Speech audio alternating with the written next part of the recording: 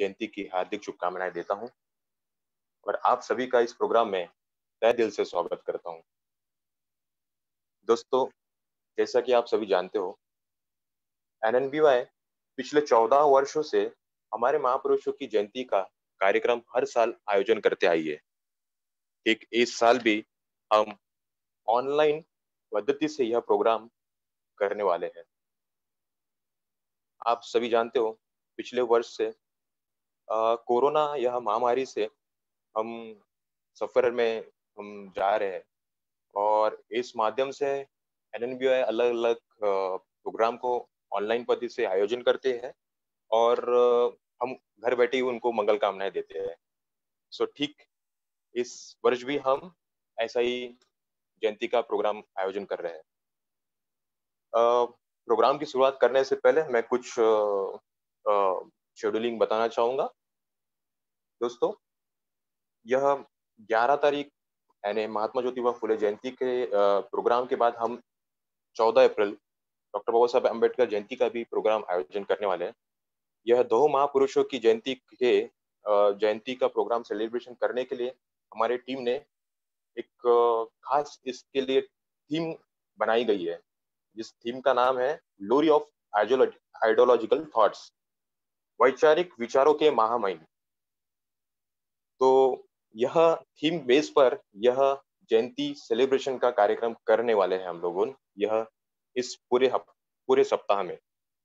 तो 14 अप्रैल को हम 13 तारीख को ही हमारा इनॉग्रेशन रहेगा और उसके बाद हम 14 और 15 को कल्चरल इवेंट करने वाले हैं अलग अलग एक्टिविटी के माध्यम से। सो ये था सारा चीज। हमारी अब तक जो सप्ताह हम लोगों जो प्रोग्राम आयोजन करने वाले हैं उसका एक संक्षिप्त में मैं शेड्यूलिंग बताने की कोशिश किया हूँ और इसके बाद हम प्रोग्राम की शुरुआत एक त्रिशरण पंचशील गाथा से करेंगे।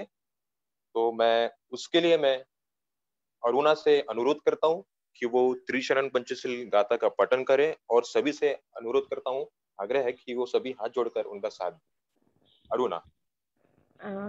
सभी को नमो बुद्धाय, जय भीम। जय भीम, नमो बुद्धाय। और आज ये प्रोग्राम की शुरुआत हम लोग पूजा और पंचशील से लेने वाले हैं। तो मैं सभी से अनुरोध करती हूँ कि वो हाथ जोड़े और अपने आदर्शों को याद करते हुए कुछ पल हम लोग सब शांत रहेंगे।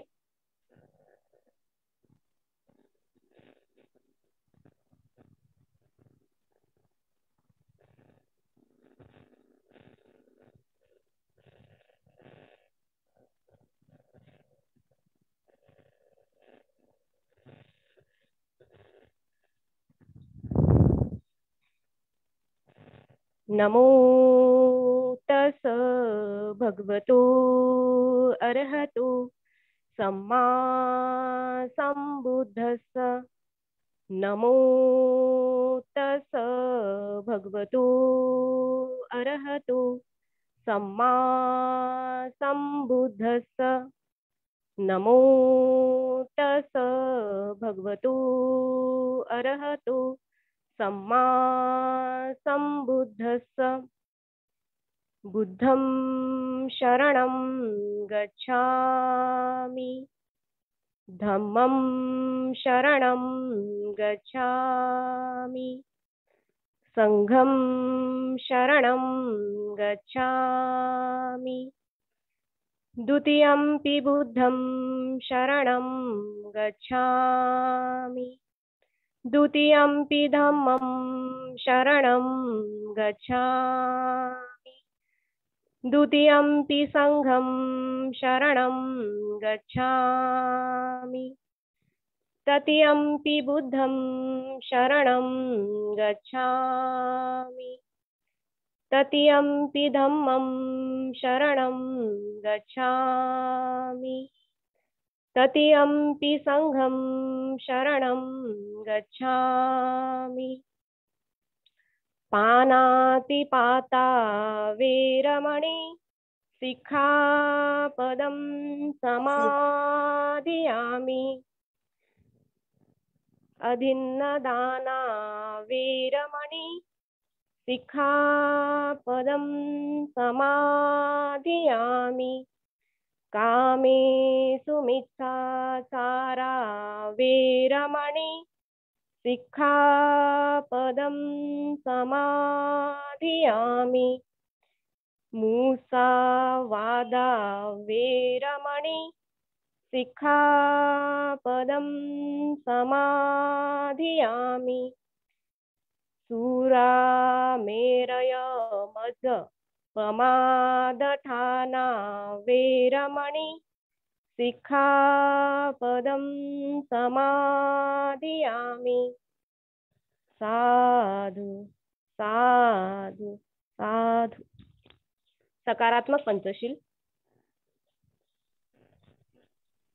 मैत्री पूर्ण कर्म करके मैं अपने शरीर को शुद्ध करती हूँ। मुक्त हस्त से दान करके मैं अपने शरीर को शुद्ध करती हूँ। शांति, सादगी तथा संतुष्टि का पालन करके मैं अपने शरीर को शुद्ध करती हूँ। सत्यतापूर्ण व्यवहार से मैं अपने वाणी को शुद्ध करती हूँ। स्मृति सुस्पष्ट एवं प्रदीप्त रखकर मैं अपने मन को शुद्ध करती हूँ।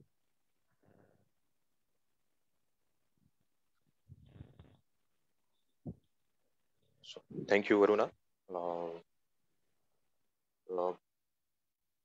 पठन करने के बाद काफ़ी सुंदरमय वातावरण बन गया है प्रोग्राम का, और इस प्रोग्राम का और सुंदरमय वातावरण बनाने के लिए हमारे गेस्ट का वेलकम करने के लिए और बाकी हमारे सभी पार्टिसिपेंट का वेलकम करने के लिए मैं आनंद से गुजारिश करता हूँ कि वो एक स्वागत गीत बोले, एक सुंदर सा स्वागत गीत बोले, और उसके बाद हम अपने टॉक की शुरुआत करेंगे। तो आनंद। Thank you Pranay. सभी से मेरा मैत्रीपूर्ण जय भीम, नमो बुद्धाय। और सबसे पहले महात्मा ज्योतिबा फुले इनकी जयंती उपलक्ष्य सभी को हार्दिक हार्दिक बधाई देना चाहूँगा। मैं जो गाना बोलने जा रहा है वो एक इसका थीम ऐसा है कि जो महात्मा ज्योतिबा फुले ने पानी का हौद खोला गया था, वो उस इंसिडेंट के ऊपर ये गाना है। तो पुण्यात एका दुपारी हाक आली कानी, जोहार माय बाप आम्हा पाणी वाढा पाणी, अहो अंतकरण जाणता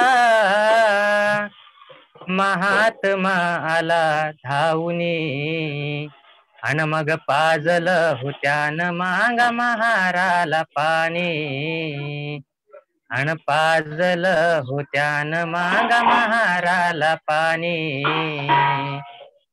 परवा नाही केली हो परवा नाही केली, अहो परवा नाही केली, गाव विरोधात गेला, गाव विरोधात गेला, मांगा महारा पाण्याचा हौद खुला केला, बंड पुकारुनी, अहो बंड पुकारुनी, बंड पुकारुनी, असा ज्योती सावित्रीने, हो ज्योती सावित्रीने, अन मनुच्या जिव्हारी पहिला वार केला, अन जातीवादी सैतानाची, जातीवादी सैतानाची तोडून आणि बाणी, मग पाजल होत्यान मांगा महाराला पाणी, मग पाजल होत्यान मांगा महाराला पाणी। Thank you. जय। बहुत बहुत ही बढ़िया आनंद, थैंक यू सो मच। काफी इमोशनल करा दिया आपने ये सॉन्ग सुना के। आज के दिन में बहुत महत्वपूर्ण सॉन्ग लगा ये मुझे। आनंद का सॉन्ग सुन के मुझे एक बात याद आती है कि अस्पृश्य के ऊपर जो होने वाले अन्याय अत्याचार थे उसको ध्यान में रखते हुए जब महात्मा ज्योतिबा फुले का चिंतन करते हैं कि अस्पृश्यों में यह अन्याय अत्याचार क्यों हो रहे हैं, सामाजिक अत्याचार, राजनीतिक अत्याचार, आर्थिक अत्याचार, तो वो एक रीजन निकालते हैं, उसमें से एक कारण ढूंढ के निकालते हैं कि क्या, क्यों ऐसा होता है, क्यों ऐसा हो रहा है। तो वो बहुत अच्छे अपने सुंदर शब्द में कहते हैं। मुझे बहुत खुशी होगी आपके सामने आज के दिन में बताने की कोशिश करूंगा। तो विद्ये बिना मति गेली, मति बिना, मैं हिंदी में बोलूंगा, सॉरी। विद्ये बिना मति गई, मति बिना नीति गई, नीति बिना गति गई, गति बिना वित्त गए, वित्त बिना शूद्र गए, इतने अनर्थ एक अविद्य ने किए।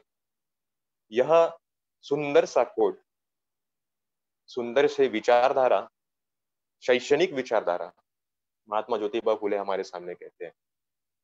हमारे ऊपर अन्याय होने वाले अन्याय अत्याचार जो होते थे, उनका एक वन ऑफ द रीजन ढूंढ के निकाले महात्मा ज्योतिबा फुले, और उन्होंने सबसे पहले शैक्षणिक लड़ाई लड़ी और अपने मिसेस यानी हमारी माता ज्योतिबा फुले के साथ जो सावित्रीबाई फुले थे, उनको साथ में रखकर वो घर घर जाकर वर्ग लेना शुरू किया, घर घर जाकर क्लास लेना शुरू किया कि यह अविद्या है, उसको हमने हमारे लोगों को हम विद्या कैसे दिलाए। सो ऐसे महापुरुषों की सेलिब्रेशन हम करने जा रहे हैं आज। और आज हमारे बीच बहुत अच्छे वक्ता, वो और अच्छे से हमारे को प्रबोधन करेंगे, उनके विचारधारा। सो मैं ज्यादा समय ना लेते हुए मैं उन्हें अनुरोध करता हूँ कि वो अपने टॉक की शुरुआत करें। लेकिन टॉक की शुरुआत करने से पहले उनका भी हमें परिचय होना चाहिए। तो परिचय देने के लिए रोहन तामे जी से मैं गुजारिश करता हूँ कि वो उनका संक्षिप्त रूप में परिचय दीजिए।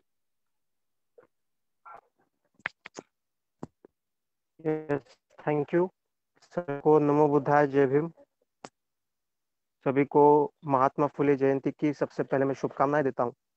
और मुझे खुशी हो रही है कि एनएन डीवाई ने मुझे ये एक अवसर प्रदान किया है कि मैं नानभोज जी का परिचय आपके सामने कर सकूं, क्योंकि वो मेरे कल्याण मित्र है, मेरे अच्छे मित्र है, इसलिए मुझे खुशी हो रही है उनका परिचय देते हुए। अगर हम बात करें तो आदरणीय नानभोज जी एक पिछले 22 सालों से धम्म प्रचार और प्रसार का काम एक निष्ठा से, एक सच्चे लगन के साथ कर रहे हैं। 1989 में वो आदरणीय धम्माचार्य अमरुद्दीप के माध्यम से त्रिरत्न बौद्ध महासंघ से जुड़े, और संघ से जुड़ने के बाद उन्हें इस बात की झलक लग गई कि यही एक इंसान बनाने का जो संघ है, इसी संघ में इंसान को इंसान बनाया जाता है, किस तरीके से एक इंसान होकर हम अपनी जिंदगी को विकसित कर सकते हैं। ऐसी एक झलक उन्हें इस संघ में प्राप्त हुई, और उसके पश्चात 1991 में उन्होंने अपना पहला जनरल धम्म शिविर किया, और उसके पश्चात उन्होंने अपने आदर्शों के प्रति अपनी श्रद्धा को विकसित किया। अपने अंदर के जो नकारात्मक भाव थे उनको सकारात्मक भाव में तब्दील कर 1993 में उनकी दापोड़ी महाविहार में धम्माचार्य सुदर्शन जी के हाथों से धम्ममित्र करके दीक्षा हुई। और उसके पश्चात अपने शरणगमन को अपने आदर्शों के प्रति और परिणाम कारक कर अपने शिलाचरण में और परिणाम कारकता लाकर उन्होंने खुद को एक अच्छा व्यक्ति कर विकसित किया। और 14 जनवरी 1999 में उनकी धम्माचारी कर दीक्षा हुई, और उन्हें ज्ञानध्वज इस नाम से नवाजा गया।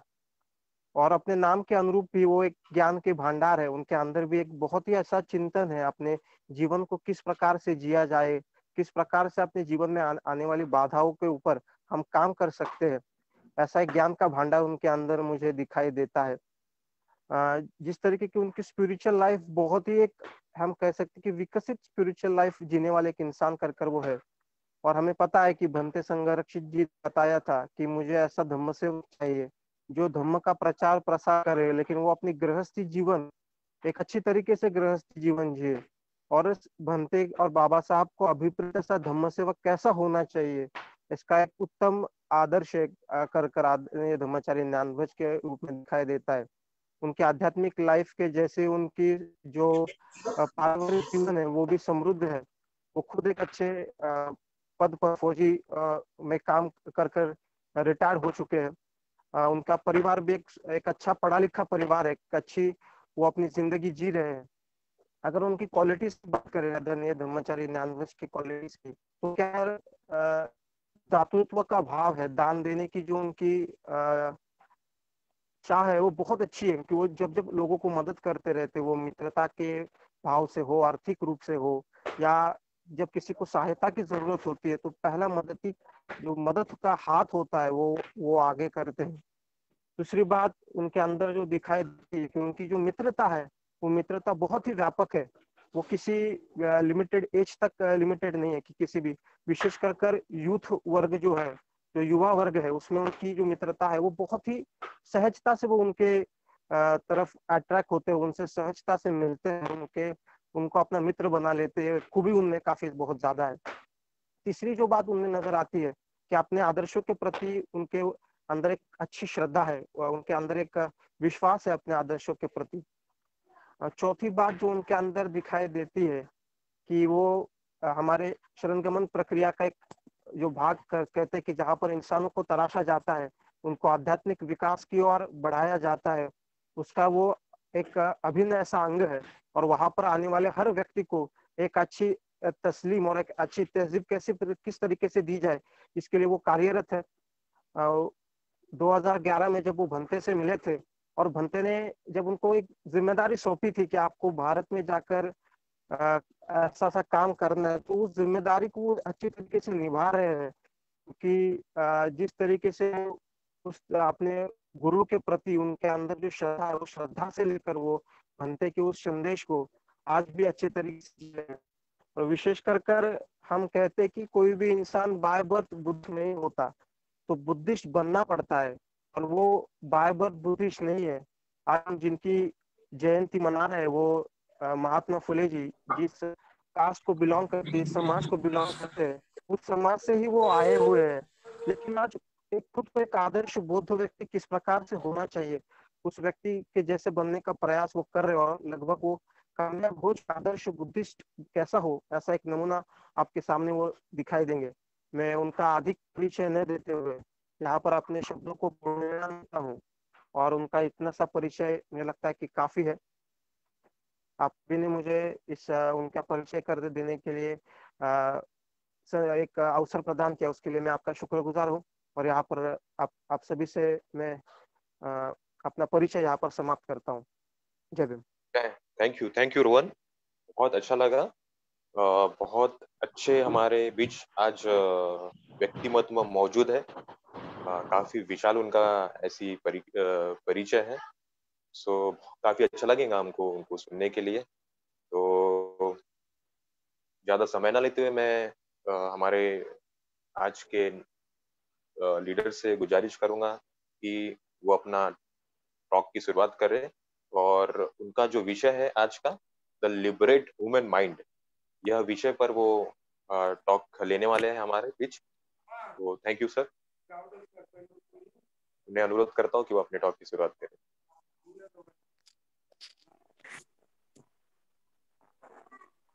थैंक यू प्रणय, और थैंक यू रोहन। सभी उपस्थित मित्रों को प्यार भरा जय भीम, नमो बुद्धाय। मुझे बहुत खुशी हो रही है कि मैं आज आपके समक्ष ज्योतिराव फुले जी के जयंती के उपलक्ष्य में 2 शब्द कहने जा रहा हूँ।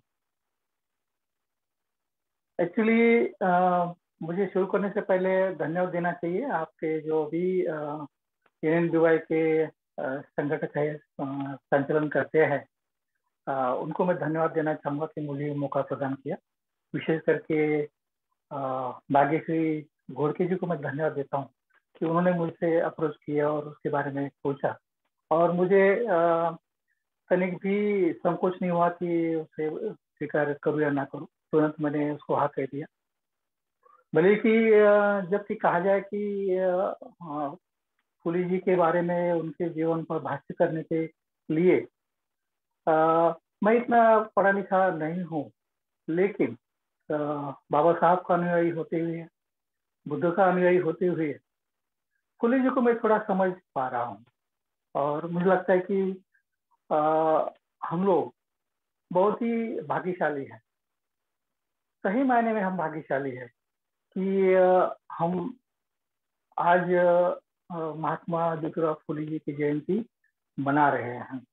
ये हमारे लिए मौका मिला हुआ है। ये सब लोगों को मौका नहीं है, भले वो उनके कास्ट के लोग हो या और अन्य लोग हैं जो अपने पढ़े लिखे हैं, महिलाएं हैं, जो आज उनके कार्य से लाभान्वित उनका जीवन हुआ है। लेकिन सही मायने में हम उस परंपरा को का प्रतिनिधित्व करते हैं कि जहाँ अनेक महान वीरों की ने अपना जीवन खर्च किया है, अपना बलिदान दिया है। सिद्धार्थ गौतम बुद्ध है, महात्मा कबीर है, महात्मा फुले जी है, परम पूज्य बाबा साहब अम्बेडकर है। तो सही में मतलब हम इनके परंपरा से जब अपने आप को जोड़ते हैं, अपना नाता जोड़ते हैं, तो उससे बड़ी बात कोई भी नहीं हो सकती, उससे अच्छी बात कोई भी नहीं हो सकती। क्योंकि आज अगर हम देखते हैं दुनिया में जिस बात का अभाव है, जिस बात की अगर कमी है, तो लोगों के सामने आदर्श नहीं है।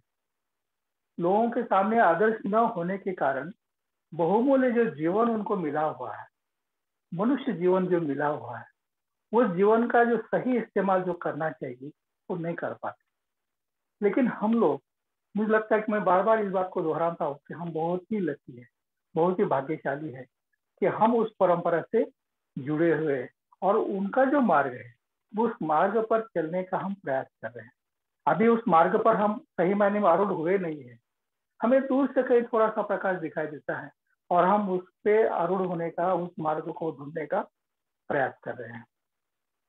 तो उसी श्रृंखला में जो महावीरों की, महान शूरवीरों की, महामानवों की जो श्रृंखला है, उनके बारे में आज हम मतलब जब देखते हैं महात्मा ज्योतिराव फुले, तो सही में मतलब वो एक जिनको क्रांति सूर्य कहते हैं, राष्ट्रपिता कहते हैं, जिनको राष्ट्र की संरचना में या रिकंस्ट्रक्शन में, पुनर्रचना में उनका बहुत बड़ा हाथ है। उनका जीवन, उनका जन्म आज ही के दिन लगभग 200 साल पूरे होने वाले, आज 6 साल सिर्फ कम है, 200 साल पहले की बात है। 200 साल पहले उनका जो जीवन रहा होगा, उनकी जो समस्याएं रही होंगी, उनको जो उस वक्त की जो समाज की रचना रही होंगी, समाज रचना किस बातों से प्रभावित रहा हो और उनको किस तरह उस बात को, समस्याओं का सामना करना पड़ा होगा, इस बात को उन्होंने अपना रास्ता खोजा होगा। इस सही मायने में मतलब ये समझना इतना आसान नहीं है हमारे लिए। क्योंकि आज हम जब देखते हैं तो 200 साल लगभग होने वाले और उनके कार्य को शुरू होते हुए 150 साल हो चुके हैं, हो रहे हैं। तो 150 साल के बीच में बहुत सा पानी मतलब बह गया है। पुल के नीचे से बहुत से पानी बह के गया, सिर्फ पानी नहीं, पुल भी बह के गया है। 150 साल कम नहीं होता है।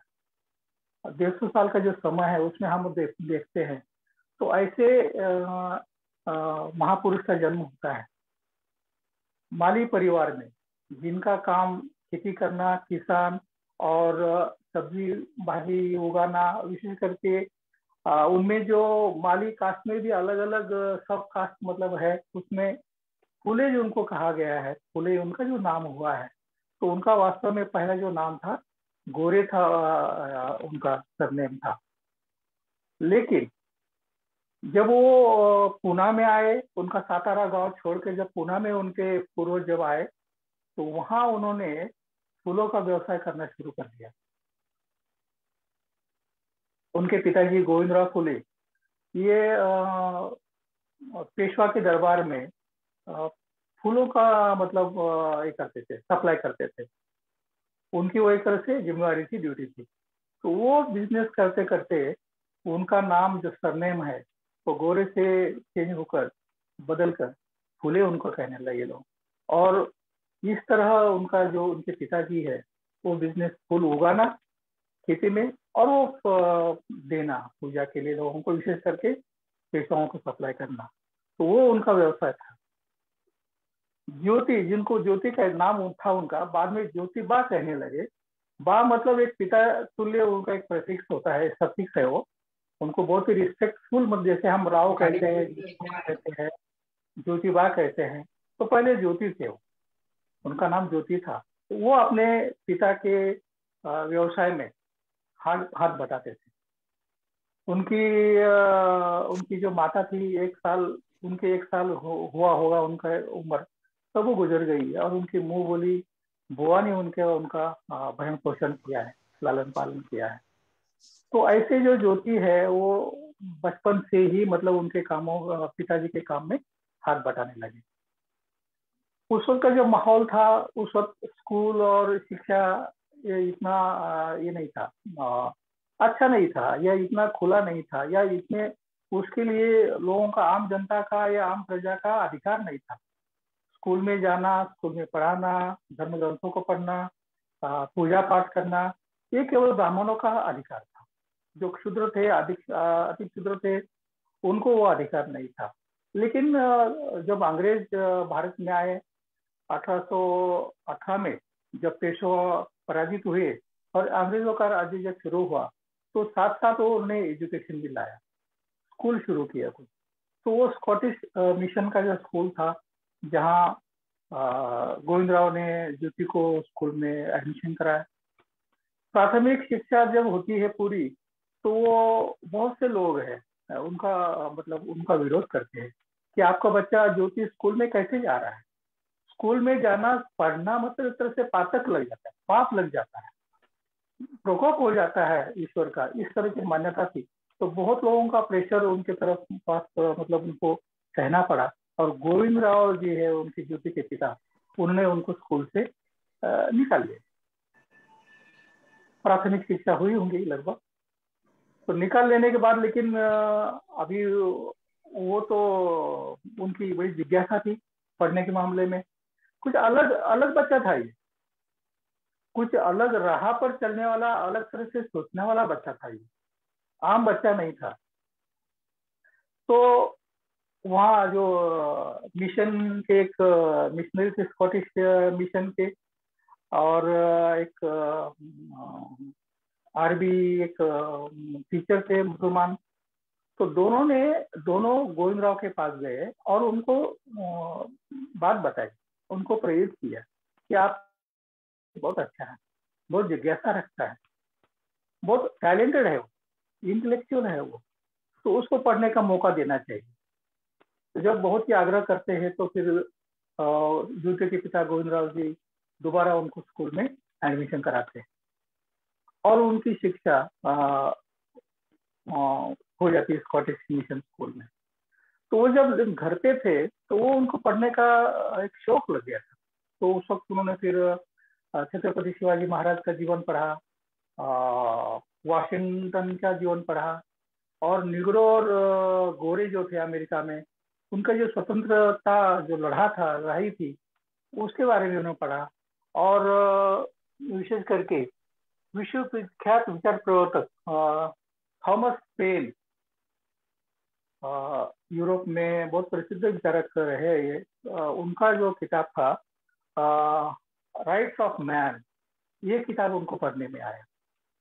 तो वो जब उन्हें पढ़ा, तो वो सचमुच में एक तरह से उनके मन में एक अलग जो अंगार है, जो अलग जो चिंगारी है, एक निर्माण हुई है।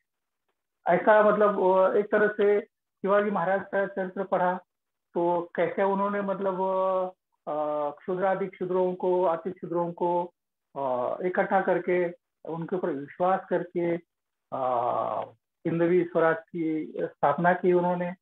और वो खुद स्वयं शिवाजी महाराज क्षुद्र होते हुए, वो स्वयं मतलब अपने पराक्रम से, अपने बुद्धिमत्ता से, उनकी जो माता थी उनसे, उनकी प्रेरणा से वो राजा बनते हैं, और वो एक तरह से आदर्श राजा अपने आप को सिद्ध करते हैं।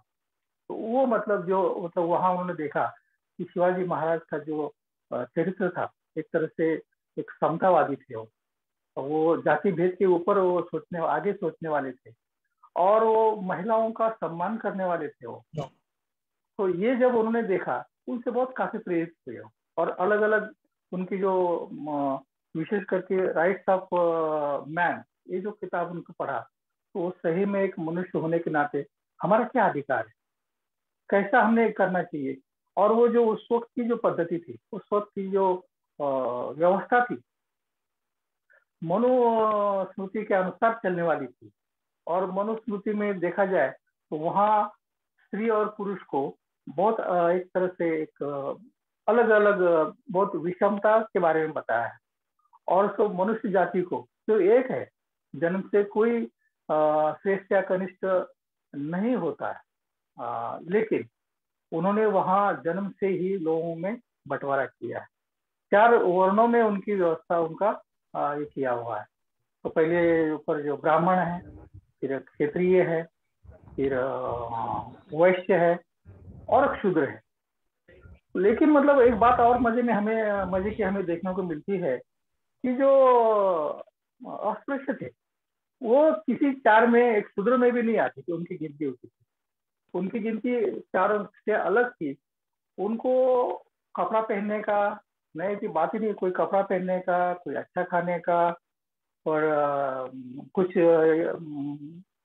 धर्म की किताबें पढ़ने का या सुनने का कोई अधिकार नहीं था। अगर वो गलती से भी कोई सुनने का प्रयास करता था तो उसके कानों में मतलब वो पिघला हुआ शीशा डाल देते थे। अगर कोई अच्छा कपड़ा पहनता था या अच्छे की मतलब कॉपी करने का प्रयास करता था, उसको भी बहुत सजा मिलती थी। उतना ही नहीं, उसको अच्छा खाने का तो नहीं, पानी पीने का तक अधिकार नहीं था। जो क्षुद्र थे, अति क्षुद्र थे, जो अस्पृश्य कहते थे, उनको पानी पीने का भी अधिकार नहीं था। जो मूलभूत जरूरत है एक इंसान की, वहां तक उनको वंचित किया गया। अलग अलग जो कथाएं, मतलब अलग अलग जो मनु ने बातें बताई है, अलग अलग कैसे मतलब वो ये होता है, मनुष्य को स्त्रियों को कैसे नीच बताया गया है। स्त्री को तो पढ़ना तो दूर, किसी की भी स्त्री, जो ब्राह्मणों की स्त्री भी पढ़ नहीं सकती। ब्राह्मणों की स्त्री भी अपने आप को एक समानता का जो दर्जा है उसका क्लेम नहीं कर सकती थी, दावा नहीं कर सकती थी। उसको एक तरह से एक वस्तु के रूप में मतलब वो उनका इस्तेमाल किया जा सकता है। बस स्त्री बहुत दुराचारी होती है, कुबुद्धि होती है, चंचल होती है और बहुत पापीन होती है, और उसको सिर्फ मतलब वो एक इस्तेमाल किया जा सकता है। और या तो फिर वो बच्चे पैदा करने के अलावा, खाना बनाने के और घर में लोगों की सेवा करने के अलावा उसके जीवन में कुछ भी अच्छी बात नहीं हो सकती, अच्छी कर नहीं सकती। इस तरह से मतलब एक तरह से मनुस्मृति में व्यवस्था की गई है। और वहाँ का जो पहले जो पेशवाओं का राज था 1818 से पहले, जो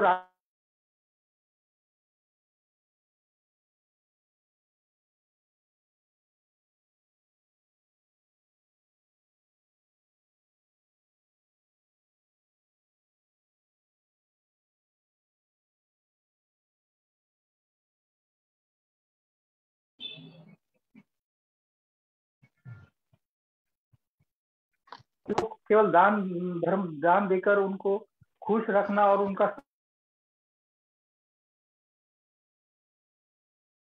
सपोर्ट पाना, और वो जो अछूत थे या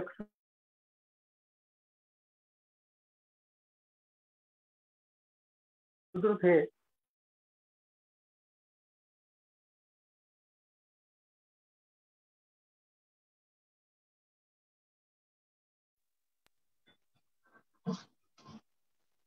प्रणय ऑडिबल नहीं हो रहे। चलो, हेलो सर, आपका आवाज नहीं आ रहा है सर। हेलो, ज्ञानध्वज लेफ्ट हो चुके हैं। हाँ, शायद उनका नेटवर्क नहीं की है। वजह से वो, हाँ, तो आ जाएंगे, ज्वाइन करेंगे जल्दी। थोड़ा हम वेट करते हैं।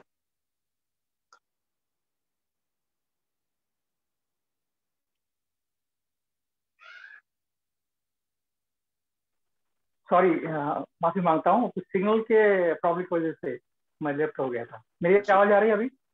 हाँ, अभी आ रही है सर। प्रणय? हाँ, अभी आ रही है सर। गुड। ओके। तो वो जो पेशवाओं का जब राज आया तो उन्होंने उस वक्त जो क्षुद्र थे और विशेष करके जो अस्पृश्य थे उनका बहुत ही मतलब लाइफ मिजरेबल कर दिया इन लोगों ने। मतलब उनको कोई भी मतलब बात का, एक मनुष्य होने के नाते किसी भी बात का अधिकार उन्होंने नहीं रखा। तो इस ऐसी व्यवस्था थी। महिलाओं का बहुत ही मतलब दुरुपयोग होता था। महिलाओं को कोई मतलब लाइफ नहीं था, होता था, कोई मतलब आजादी नाम की बात ही नहीं है। और कोई भी मतलब आके उनके ऊपर अत्याचार कर सकता है, किसी भी तरह से मतलब वो आवाज उठाने का उनको मौका नहीं था। बहुत ही मतलब सबसे बुरा हाल जो पेशवाओं का अंत में अंतिम कुछ साल थे, उस वक्त मतलब जो अस्पृश्य थे, रास्ते पर चल नहीं सकते थे, वो थूक नहीं सकते थे। तो थूकने के लिए उनके गले में एक मटका छोटा सा अटकाया जाता था, और पीछे जो कुछ लकड़ी इसके साथ कांटों के साथ बांध दी जाती थी कमर को, ताकि उनके जो पैर के निशान है उससे भी उनको मतलब जैसे मतलब प्रॉब्लम समस्या थी, उनसे भी वो भ्रष्ट मानव होते थे। तो इस तरह से उनका इतना मतलब शोषण हुआ कि ये जो व्यवस्था थी उस वक्त, हम अगर सोच सकते हैं, तो ऐसी अवस्था में महात्मा फुले जी का जो कार्य है वो हमें मतलब सही में मतलब एक कितने मतलब उनका जो उनकी जो महानता है वो हमें थोड़ी सी समझ में आ सकती है, अगर हम थोड़ा भी अगर सोचे तो जब वो स्कूल में जब पढ़ने लगे, उनकी जिज्ञासा निर्माण हुई और क्या होना चाहिए मनुष्य को, क्यों इस तरह से उन्होंने मतलब एक कर रखा है, वंचित कर रखा है मूलभूत अधिकारों से, तो तब वो देखते हैं कि उस सब मतलब उस वक्त ये सब बातें हो रही थी। तो उनके स्कूल के क्लासमेट्स थे कुछ, विशेष करके उसमें एक सखाराम परांजपे नाम का एक उनका मित्र था, ब्राह्मण क्लासमेट। तो उसकी शादी में उनको बुलाया गया, क्योंकि उनके मित्र क्लासमेट ही थे ज्योतिराव। तो उनको जब बुलाया गया तो वो शादी में शामिल होने के लिए ज्योतिराव चले गए। जहाँ मतलब शूद्रों को ब्राह्मणों से छू मतलब छू नहीं सकते थे, छूने से पात्र लगता था उनको, या छूने से भ्रष्ट होते थे। तो उनके शादी में जब उनको बुलाया गया, क्योंकि फ्रेंड थे वो, क्लासमेट, तो चले गए वो।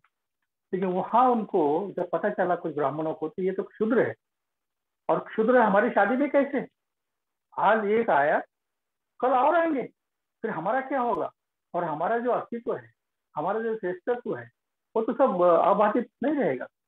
तो उस वक्त फिर उनको बहुत ही बुरी तरह से अपमानित किया जाता है। तेरी हिम्मत कैसे हुई, तू कैसे मतलब ये इस बात को जानता नहीं है, मतलब अलग अलग तरह से उनको अपमानित किया गया। और वहां से उस बारात से उनको हकाल दिया, बहुत ही बेइज्जत करके हकाल दिया। तो ये जो था उनके जीवन में, एक तरह से हम कह सकते हैं कि एक माइलस्टोन कह सकते हैं, ऐसा रहा ये जो घटना है। तो जब वो घर गए तो बहुत ही अपने आप को रोते हुए गए एक तरह से, और अपने वहाँ जब पिताजी को पूछते हैं कि ऐसा क्यों, मुझे क्यों वहां से निकाल दिया गया, मुझे क्यों हकाल दिया गया, मुझे क्यों अपमानित किया गया, तो उनसे पूछते हैं वो गोविंदराव से अपने पिता से। तो वो भी मतलब वो पुरानी परंपरा के इसमें कुचले हुए थे, पुरानी परंपरा से में दबे हुए थे, और वो एक तरह से वो जो था चल रहा था उसी को, परंपरा को स्वीकार करने वाले थे। उसके आगे उन्होंने यही कहा कि शुक्र मान के तेरे को उन्होंने सिर्फ हकाल दिया, मारा नहीं है। अगर पेशवाओं का राज होता तो तुझे पता नहीं क्या हाल कर देते। तो शुक्र मान तेरे को सिर्फ उन्होंने अपमान करके, गाली गलौज करके हकाल दिया है। तो ऐसा ही है, ये यही व्यवस्था है। लेकिन वो ज्योतिराव को पल्ले बात नहीं पड़ी, बोलते कि रात भर वो सोए नहीं, वो रात भर विचार करते रहे। और उनके कुछ किताबें तो पढ़ने में आई थी, लेकिन और उन्होंने सिर्फ धर्म की किताबें पढ़ी, हिंदू धर्म की किताबें पढ़ी, और किताब मनुस्मृति पढ़ी उन्होंने। और पढ़ने के बाद उनको जब पता चला कि वो सब समस्याओं का जो हल है वो लोगों के या क्षुद्रों के अज्ञानी होने का कारण है। क्योंकि उन्होंने देखा अगर ये कारण है, अगर मतलब ये जो समस्या है उसके पीछे कोई कारण भी हो सकता है। तो कार्य कारण भाव उनके समझ में आया, और उन्होंने वहां देखा कि ये जो है सब समस्याओं का जड़, जैसे प्रणव ने शुरू में ही कह दिया कि विद्या में मती गिरी, मतलब विद्या की सेवा सब कुछ मतलब बर्बाद हो जाता है, कुछ नहीं रहता। तो विद्या का न होना ही सब समस्याओं का जड़ है। और जो जाति व्यवस्था है उसके पीछे भी अविद्या है, और जो धर्म रचना है, धर्मों की रचना की गई है और धर्मों के ग्रंथों की रचना है। अलग अलग जो अवतार मतलब वो बताते हैं विष्णु के 9 अवतार तक, तो वो अवतार जो है वो अवतार भी मतलब सिर्फ वो लोगों को अज्ञानी रखने के लिए, लोगों का शोषण करने के लिए है, लोगों को मतलब कैसे अंधश्रद्धा में रखने के लिए, कैसे वो उनका जो ब्राह्मणों का प्रश्न रहेगा, कैसे उनका वर्चस्व रहेगा, ये सब बातों के लिए मतलब इस तरह से जो रचना की गई है। तो बोलते हैं कि जो ब्राह्मण थे बड़े चालाक थे, वो बड़े होशियार थे। एक्चुअली होशियार इन सेंस तो इंटेलेक्चुअल नहीं थे वो, बोलती कि अगर होशियार तो उनमें थे ही नहीं, होशियार उनको नहीं कह सकते, होशियार तो हमारे लोग थे। बोलते कि डॉक्टर ऑफ साइंस जो है, इकोनॉमिक्स की जो पदवी है, जो डिग्री है, अब तक भारत में सिर्फ 2 लोगों को मिली है, 2 लोगों ने प्राप्त की है। पहले है परम पूज्य बाबा साहब अम्बेडकर और दूसरे है डॉक्टर R.K. नारायण। तो ये तो हमारे मतलब ये थे, अछूतों में से थे, दलित कम्युनिटी से थे, लेकिन ब्राह्मणों में इस तरह से होशियारी नहीं थी, बल्कि चालाकी थी, बदमाशी थी। और उसके अनुसार उन्होंने कैसे लोगों को और दबाया जाए, कैसे पैरों के नीचे दबाया जाए, कैसे हमारा वर्चस्व कायम रहे, इस बात के लिए वो जाने जाते हैं, और ऐसा ही उन्होंने किया। तो जब उनके समझ में आया फुले जी के, ज्योतिराव के, कि सभी समस्याओं का जो ये है जड़ है वो अविद्या में, तो उन्होंने उस वक्त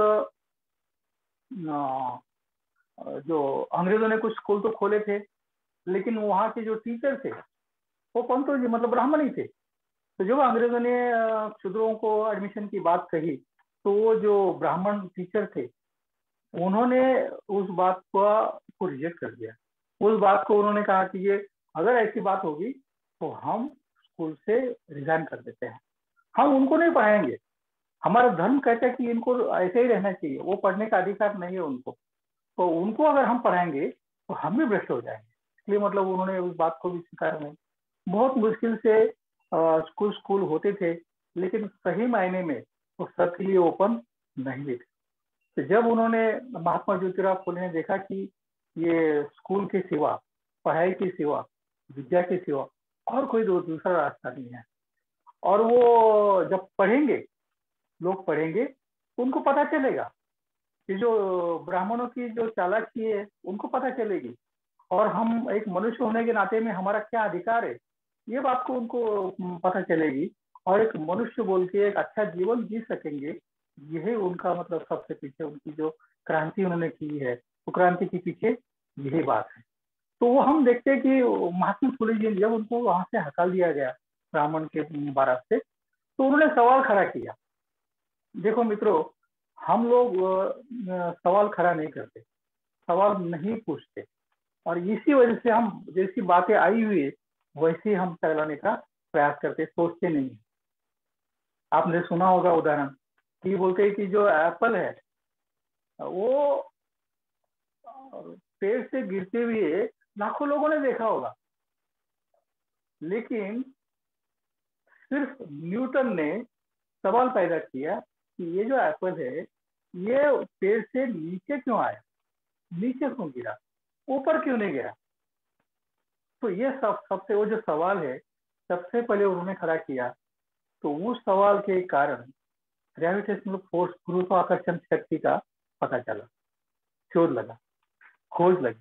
तो वैसे ही यहाँ उन्होंने खोज की, उन्होंने ज्योतिराव ने सवाल पूछा कि ऐसा क्यों, मेरे साथ क्यों, मैं अलग क्यों, मेरा अपमान क्यों, ये जाति व्यवस्था क्यों, छूताछूत क्यों, महिलाओं का अपमान क्यों, महिलाओं को समानता नहीं है क्यों, जबकि महिला 9 महीने अपने बच्चों को पेट में कैरी करती है, लालन पोषण का पालन करती है। और वही जो इंसान पुरुष होता है वो फिर महिलाओं का अपमान करता है।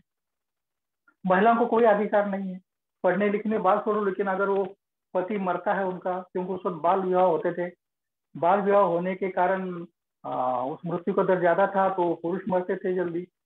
तो कभी कभी पुरुष ज्यादा उनका इसमें उम्र में भी काफी अंतर होता था। तो जब वो मरते थे तो जीने का कोई हक नहीं था उनको सती जाना पड़ता था। वो उनके लिए बेस्ट पर्याय उस वक्त था। लेकिन जीते भी अगर रहते, सती नहीं जाते, उसके साथ पति के साथ नहीं मरते, नहीं जलते, तब भी उनका जो जीवन था एक तरह से नरक यातना से कम नहीं था। और जो वो पति नहीं होना, और वो जब बाल विवाह होते थे, फिर वो जो विधवा है उसका केस उसकी काट दिए जाते थे, फिर उसको और विद्रोह हो। और उसके बाद जो जवान होती थी तो उसकी भी मतलब कुछ बातें होती थी, और उनका शोषण उस वक्त उनके घर के नजदीकी परिवार के लोग ही करते। तो जब शोषण होता था, लैंगिक शोषण होता था, तो फिर वो उनको जब गर्भधारणा होती थी तो उनको मरने के सिवा दूसरा कोई चारा नहीं था। मरने के सिवा, आत्महत्या करने के सिवा दूसरा कोई रास्ता उस वक्त नहीं बचता था। बहुत लोग मतलब बहुत महिलाएं ने ऐसा मतलब किया होगा, गर्भधारणा हुई जब, या तो कई तीर्थों में जाकर डिलीवरी करा ली और बच्चों को वहीं पर मतलब फेंक दिया या छोड़ दिया, या खुद अपने आप को मतलब मार दिया। तो इस तरह की बातें मतलब होती थी। तो महात्मा ज्योतिराव फुले ने इस सब के लिए समस्या का मतलब एक सही मायने में कह सकते ये वीर थे, वो शूरवीर थे। वो वहाँ की जो समाज व्यवस्था थी, जब उन्होंने स्कूल के बारे में सोचा, स्कूल शुरू किया, पढ़ाना लोगों को शुरू कर दिया, शूद्रों को वहाँ पढ़ाना शुरू कर दिया, महिलाओं को पढ़ाना शुरू कर दिया, तो उनके जो पिताजी थे, उनके ऊपर बहुत प्रेशर आया समाज का। और उन्होंने उनको अब बोला कि बेटा तू या तो मेरे घर में रहेगा, तो मैं जैसा कहता हूँ वैसा रहेगा, या ये सब झंझट में नहीं पड़ेगा, या फिर अगर तुझे वही करना है तो मेरे घर में नहीं रहेगा। तो महात्मा ज्योतिराव फुले बाहर जाने का, घर छोड़ने का रास्ता अपनाते हो, तय का ऑप्शन वही लेते हैं। और उनकी पत्नी थी सावित्रीबाई, वो भी उस वक्त उनका साथ पूरा साथ देती है। 13 साल के थे उस वक्त मतलब ज्योति की शादी हो जाती है, और वो 9 साल इनकी उम्र थी सावित्री की। तो वो भी मतलब पतिव्रता की तरफ, पति को करने के लिए मतलब जो भी कुछ हो हमारा पति के साथ ही है, तो वो भी मतलब उनके साथ घर से बाहर निकलती है। तो वो जो बात हम देखते हैं कि जो एजुकेशन है, एजुकेशन ना होना ये सब समस्याओं का मूल था। लेकिन ज्योतिराव कहते हैं कि सिर्फ शिक्षा जो है, सिर्फ शिक्षा से काम नहीं चलेगा, लेकिन ऐसी शिक्षा चाहिए कि वो शिक्षा के कारण सही को सही और गलत को गलत पहचान सके, हम सही और गलत की पहचान हो सके, और पहचानने के बाद सही के लिए सपोर्ट करे, सही को सही कहे और उसका समर्थन करे, समर्थन में खड़े हो जाए, और अगर गलत है तो गलत का विरोध करे। ये जो शिक्षा का उद्देश्य होना चाहिए, ये मतलब ज्योतिराव समझे थे। और उन्होंने जब सही बात जब उनकी समझ में आई, ये उनको करना है, इसके लिए लड़ना है। लोगों के ऊपर जो अन्याय हो रहा है, अत्याचार हो रहा है, जो जाति व्यवस्था है, उसके नीचे जो मतलब लोग दलित है, पद दलित है, उनके लिए जब लड़ना है, तो उन्होंने फिर उनको वही रास्ता चुना और फिर अलग जाते हैं।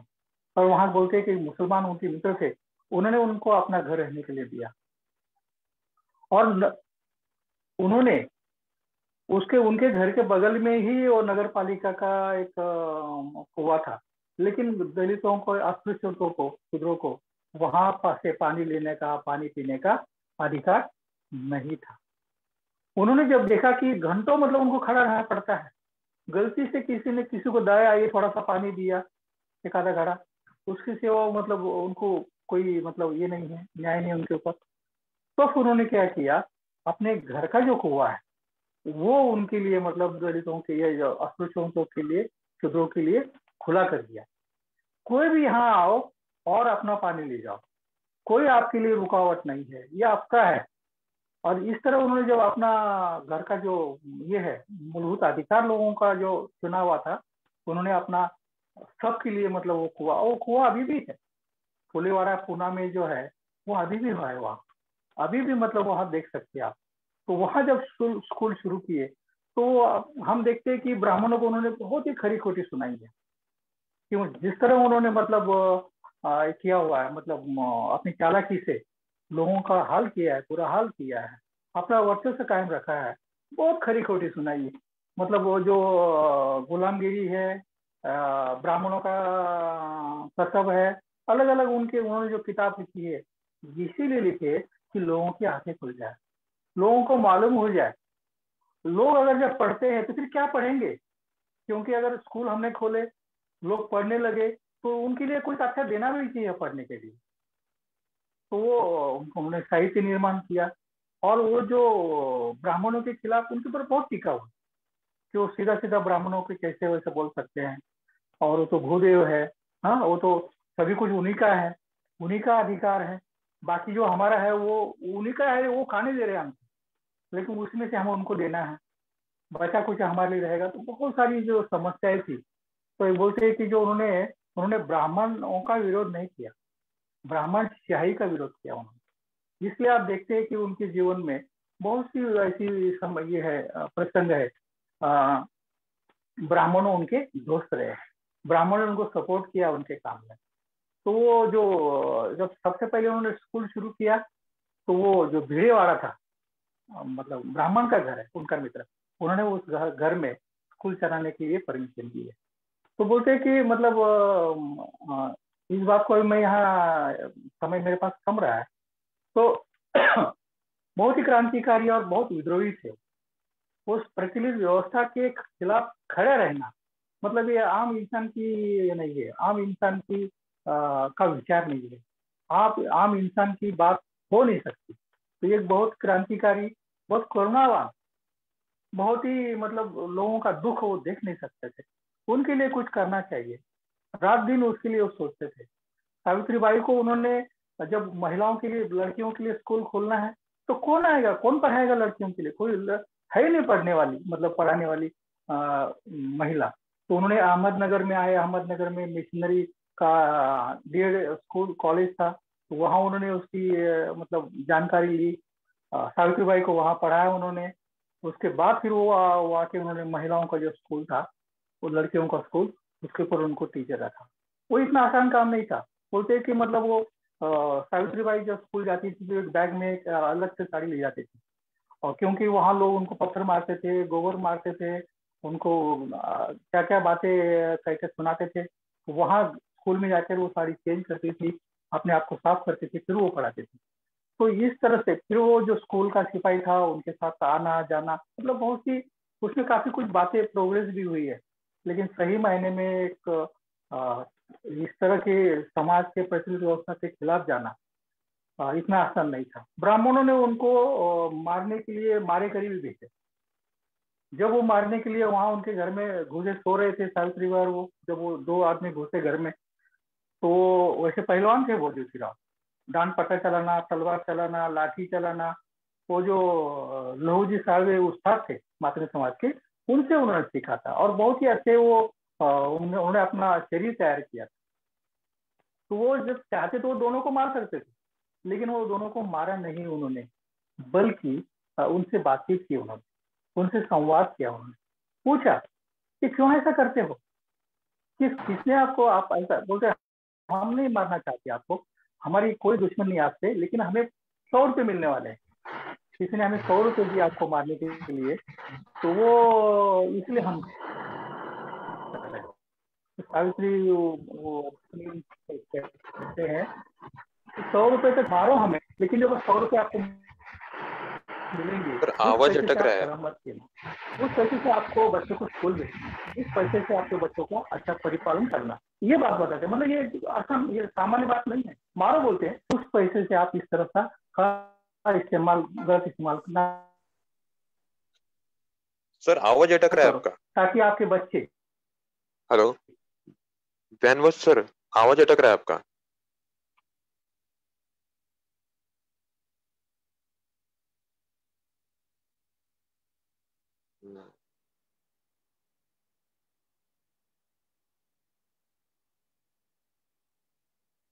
थोड़ा वेट करते हैं हम, नेटवर्क इशू है लगता है।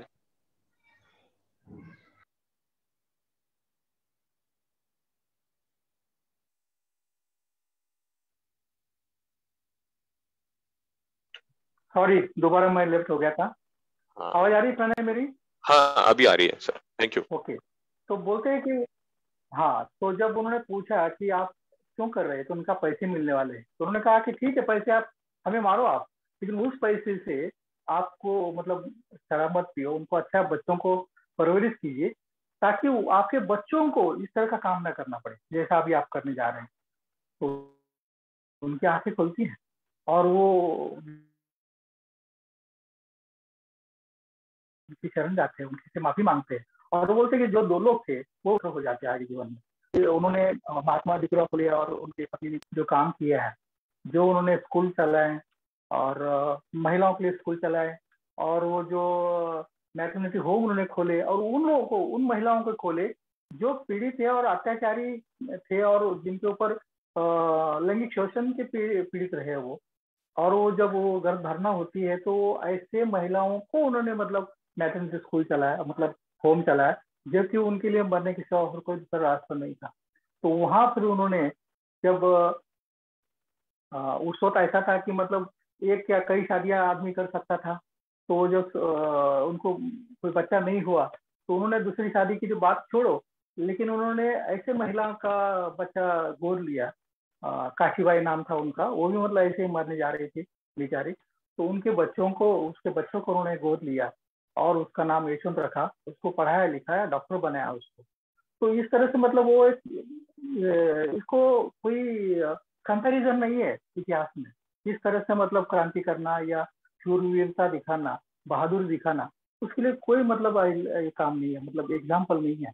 बोलते हैं कि महात्मा ज्योतिराव फुले का जो जीवन है, ये सही में मतलब एक तरह से एक महामानव जिनको कह सकते हैं हम। उनके सामने कोई एग्जाम्पल नहीं था जब उन्होंने ये काम किया, और जिस परिस्थिति में किया, जिस व्यवस्था में किया, उसके सामने, उनके सामने कोई एग्जाम्पल नहीं है ताकि वो उसको फॉलो करके उन्होंने किया। बल्कि उन्होंने एक उपजत उनमें मतलब जो करुणा के गुण है, जिसको हम एक बोधिचित्त कह सकते हैं, ऐसा जो चित्त है वो बुद्धत्व की मार्ग पर है। और जो कुछ अपने पास है, जो कुछ मतलब विद्या उन्होंने हासिल की है, जो कुछ हमारे रिसोर्सेस है, वो सारे रिसोर्सेस पीड़ितों के लिए, दुखियों के लिए, मानवता की सेवा के लिए खर्च करें, जिसको हम बोधिसत्व कह सकते हैं। और वो बोधिसत्व जो होता है वो सही में मतलब एक तरह से बुद्धत्व की मार्ग पर काफी आगे चला गया होता है, जिसको मतलब हम श्रोतापन्न कह सकते हैं, बोधिसत्व कहते हैं, और बनते संग्रह सिद्धि की भाषा में जिसको ट्रू इंडिविजुअल कहा जा सकता है। तो ऐसा जो इंसान है जो इसके सिवा हो नहीं सकता। सामान्य बात नहीं है ये कि इस अवस्था में 150-200 साल पहले उन्होंने अपना काम किया है, और वो सिर्फ उन्होंने लोगों को पढ़ाया नहीं, पढ़ने के बाद क्या पढ़ेंगे, कि उन्होंने साहित्य में तैयार किया, अलग अलग उन्होंने नाटक लिखे और उनको आदर्श दिया, उन्होंने शिवाजी महाराज का आदर्श दिया उन्होंने।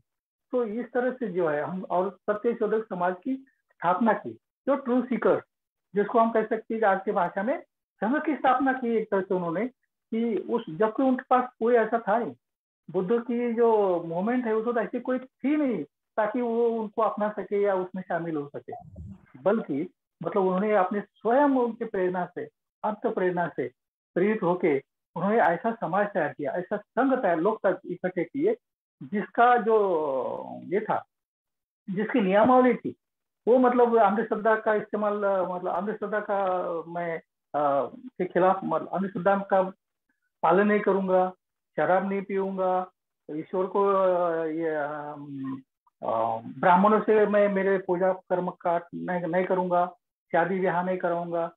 तो इस तरह से जो मतलब देखते हैं, उनकी जो नियमावली देखते हैं सत्य शोधक समाज की, जो उद्देश्य देखते हैं, उनका जो घटना देखते हैं, उसमें हम देखते हैं कि बुद्ध के जो विचार है उसके सिवा और कुछ नहीं है। और यही कारण है, इतना आसान नहीं है कि जो इतने प्रकांड पंडित पढ़े हुए परम पूज्य बाबा साहब 7वें पास महात्मा ज्योतिराव फुले को अपना गुरु मानते हैं। मजाक नहीं है ये। तो एक बोधिसत्व को हम, बाबा साहब को हम जब बोधिसत्व कहते हैं तो महात्मा फुले कौन हो सकते हैं इसके सिवा।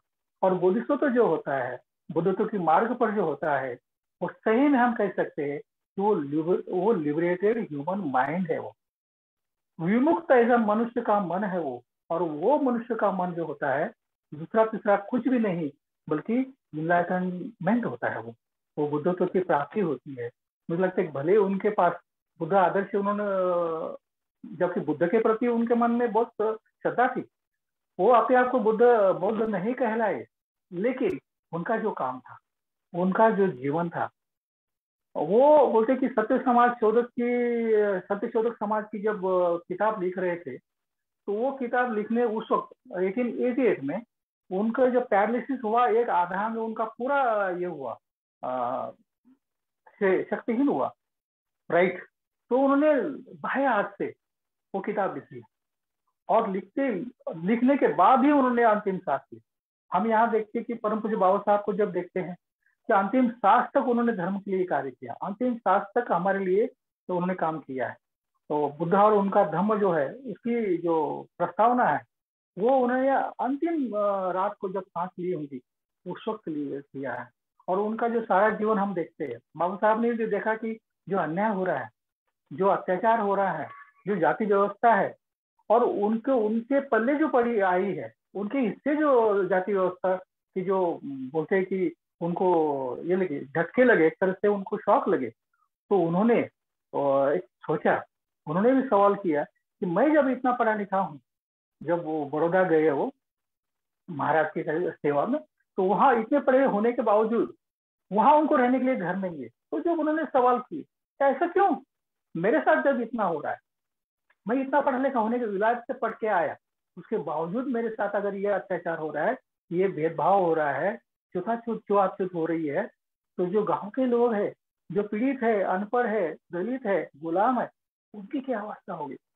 तो उनको जब तक मैं लिबरेट नहीं करूंगा, उनको जो विमुक्त नहीं करूंगा, उनका जीवन जब अच्छा नहीं करूंगा, तब तक मैं चैन से बैठूंगा नहीं। यहाँ भी हम वही देखते हैं, जब महात्मा ज्योतिराव फुले को जब ब्राह्मण की बारात से निकाल दिया गया, तो वहां उन्होंने सवाल खड़े किए कि ऐसा क्यों, और उन्होंने फिर प्रण किया कि मैं इसको तोड़ के रहूंगा। और जीते जी ब्राह्मण बोलते हैं कि जब सिंह के गुफा में घुसकर उन्होंने सिंहों को मारा, उनका जबड़ा तोड़ा, ब्राह्मणों की जो व्यवस्था थी, उनका वर्चस्व था पुणे में, वहीं पर रहते हुए वहां घुसकर उनके सामने ब्राह्मणों को शरेआम उन्होंने मतलब उनके कपड़े उतारे, शरेआम उनको मतलब बेइज्जत करके, और आपने लोगों को बताया देखिए आप क्या किस व्यवस्था में पीछे जा रहे हैं।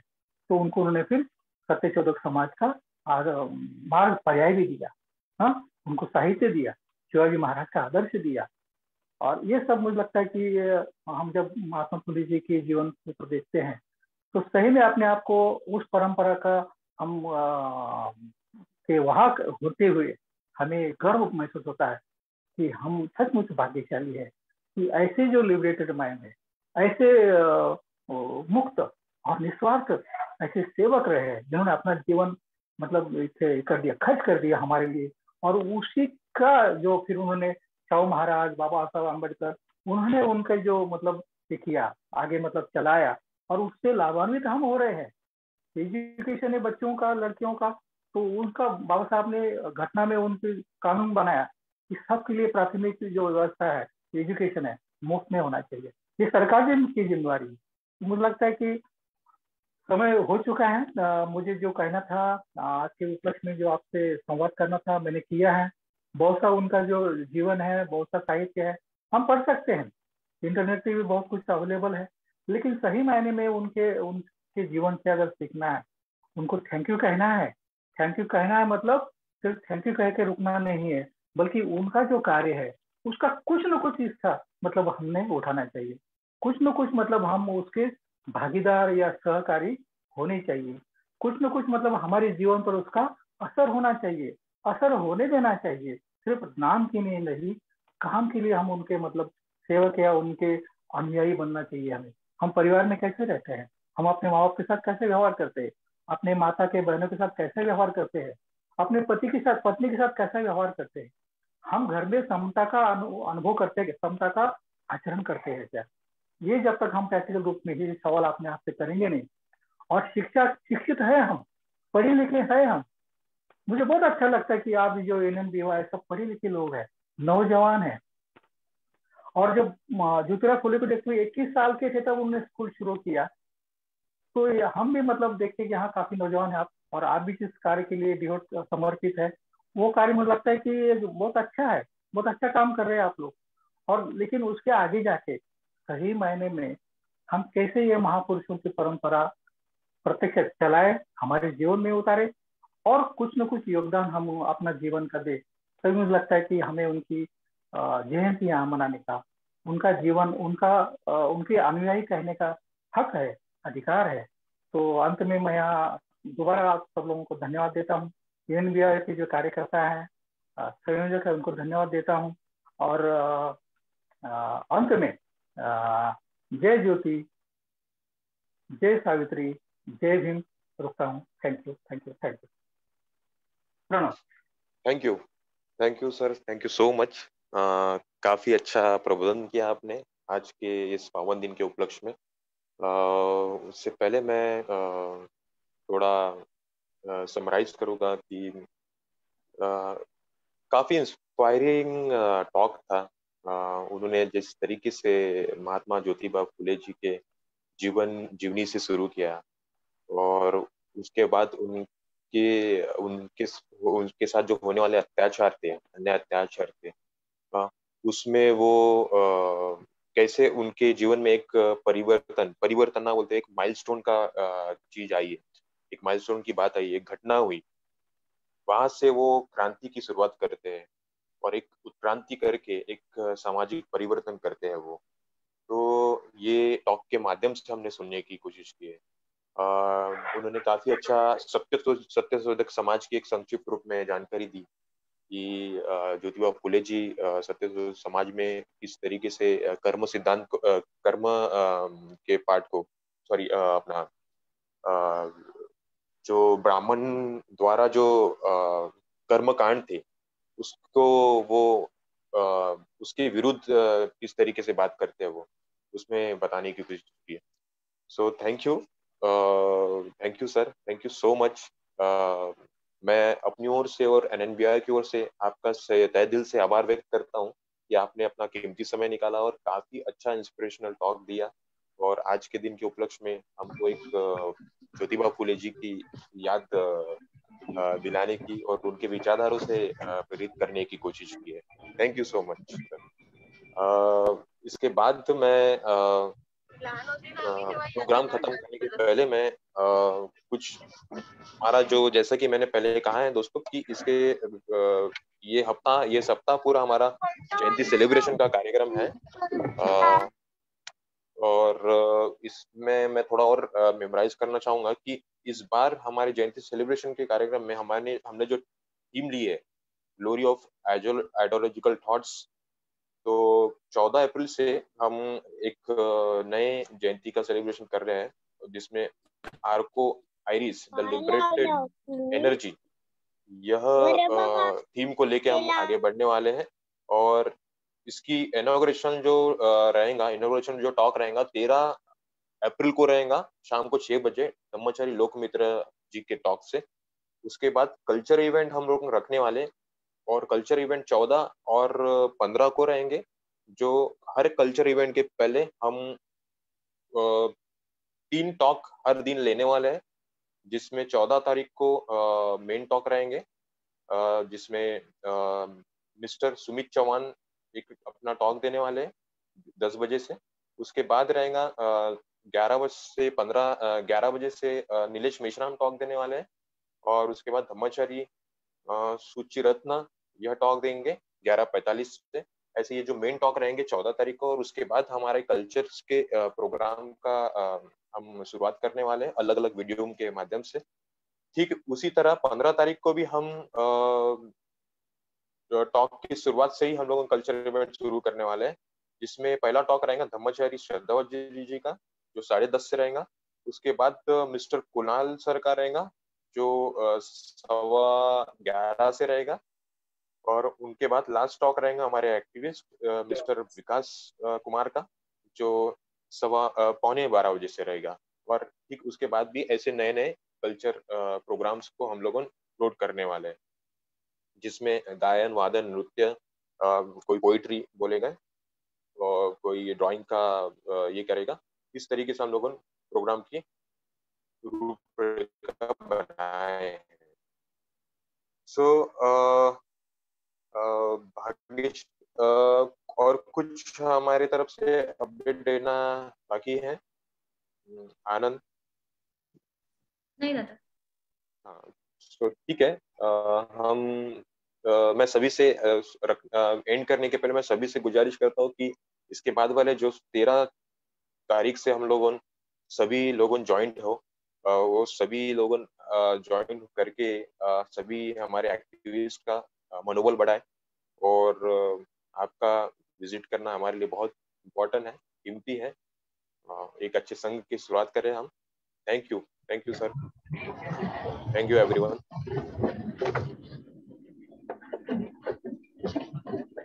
हेलो।